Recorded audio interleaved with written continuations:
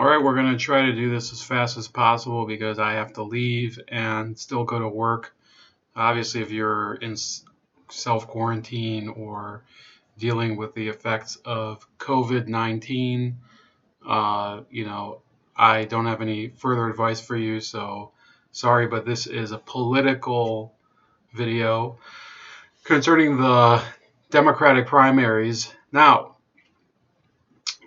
in Ohio, which is where I live, the primary actually got delayed and pushed off due to some arbitrary mandate by a public health official, which I'm not entirely opposed to because a lot of the elderly probably were not able to or encouraged not to go out and vote. So we would have had four victories for Joe Biden yesterday, which is pretty funny. It's amazing how the Democrats they're pulling for a guy who has almost no cognitive faculties left to defeat a person who's more true to what the Democratic Party has traditionally said that it believes in.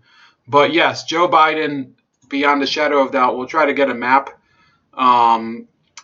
So he is now going to be the nominee in not just in my opinion, but in the opinion of almost everyone who has been following this race. Bernie Sanders is toast. Arizona was Bernie's only state where he had a chance on Tuesday, and he was swamped by a 12 points as the margin.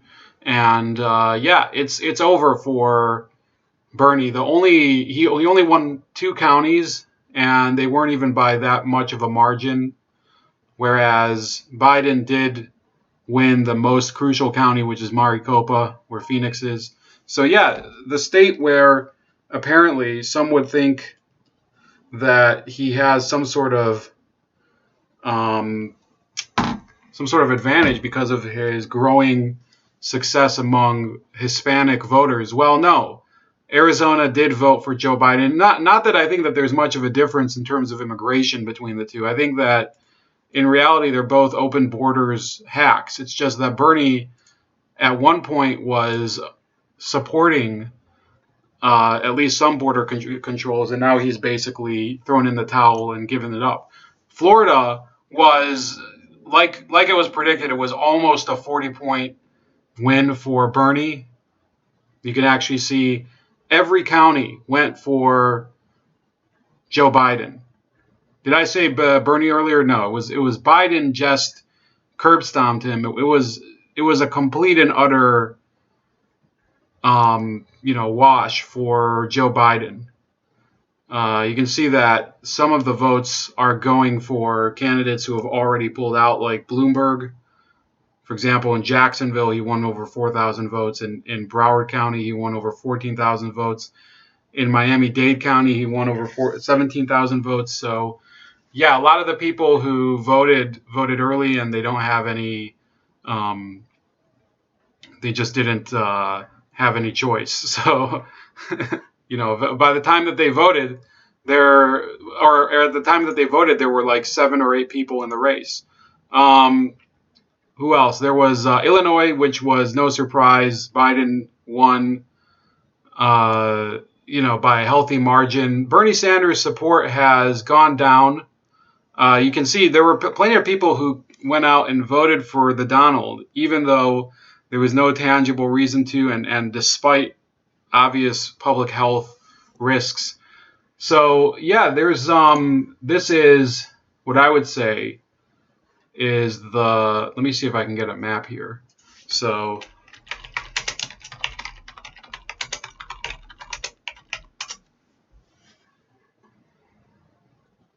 we'll use this one. So you still have, these are the only 3 that are alive, Biden and Sanders and Gabbard. And you still have, let me see here.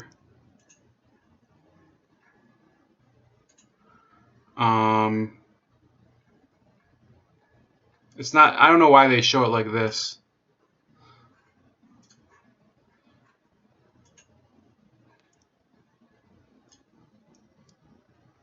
So, okay, this is the best map I can find. Real Clear Politics. So there's only a few states that are left that could be even in play. So you probably have, and this is my opinion, Idaho. Since Idaho went for Biden, which was a huge surprise, we don't even know if Montana, which only has about 19 delegates, is going to go for Sanders, right? Because most people assumed that Idaho and Washington would go for him, and Biden even won both of those by fairly narrow margins. Idaho was actually Biden by a healthy margin. So Montana and Wyoming, South Dakota, Nebraska, and Kansas, those are the main states that are still in play that could vote for Sanders. They're not nearly enough to help him win in the long run. It's just a for show now. What about the states that are in the Midwest? So we still have Ohio, Wisconsin, Pennsylvania, and Indiana, as well as Kentucky. I believe Kentucky will overwhelmingly vote for Biden. I think the other three states will probably follow the same pattern as Michigan. Biden will win by a healthy margin. It doesn't even matter at this point. So the state with the largest delegate count that's still out and up for grabs is New York, followed by Pennsylvania. Pennsylvania is a little bigger than Ohio in terms of delegate count. Those two, so all the states close to the eastern seaboard, Pennsylvania sort of straddles the Midwest and the East, the Northeast. So those states are almost, in my opinion, they're almost assured to go to Joe Biden. Yes, Bernie Sanders performed well in 2016 in the Northeast, but you can see Massachusetts went for Biden, Maine went for Biden.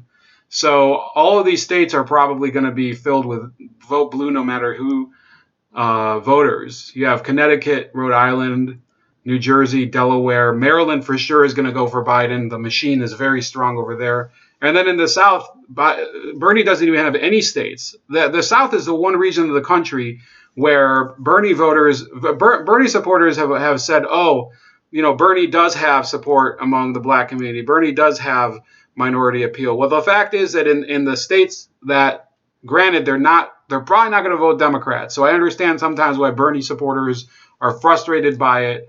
But there's a simple fact that people have to acknowledge, that all of those states have a lot of primary voters that do come out in droves. And all of those states have rejected Bernie Sanders. Texas, Oklahoma,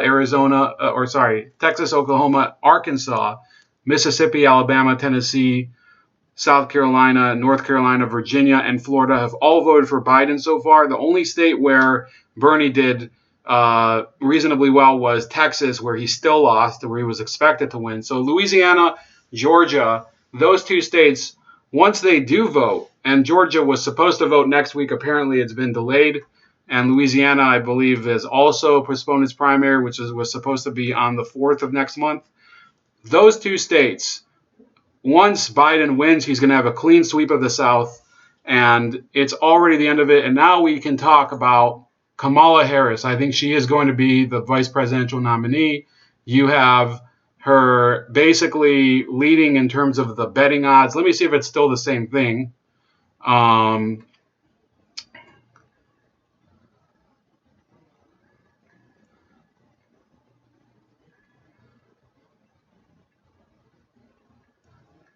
I had the website before. But in any case, yeah, I wrote this article on Sunday. I did do a video yesterday. I never ended up uploading it, where I went into the real issues with Kamala Harris's candidacy and how she would be just a millstone around Biden's neck.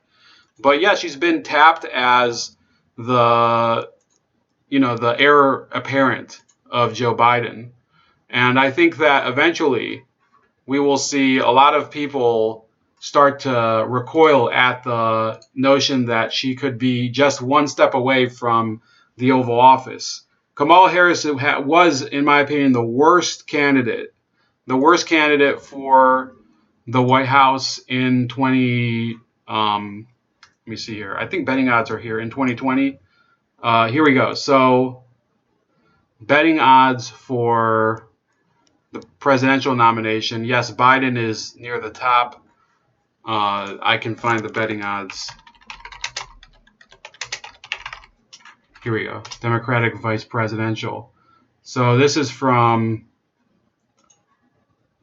the Hartford Courant. They're showing. Yeah, this was from March 8th. They're showing. What's her name? Kamala Harris was at 3-1. That's the highest.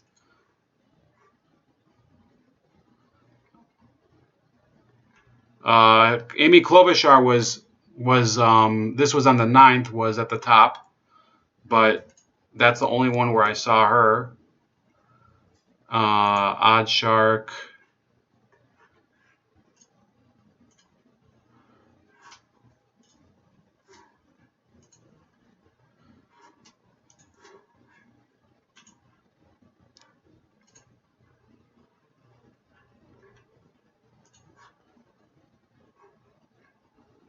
So yeah, Kamala is on top in three of the different, betting odds sites that I've checked, with Amy Klobuchar behind, and then of course Stacey Abrams for some reason is in the mix. So that's about it. Please read my article. It's over on American Greatness, and stay safe out there if you are immunocompromised or you're a senior citizen. And yeah, hopefully we'll pull through this together. I'm not really in favor of what's been going on in terms of the new financial decisions made by the government, but I have to admit I don't know what would be the proper steps. So please like, share, and subscribe. You can find me on the sites above the following screen names: Chef Leopard on BitChuteMinds.com and Subscribestar, and on Gab at Starscream85. Have a great day.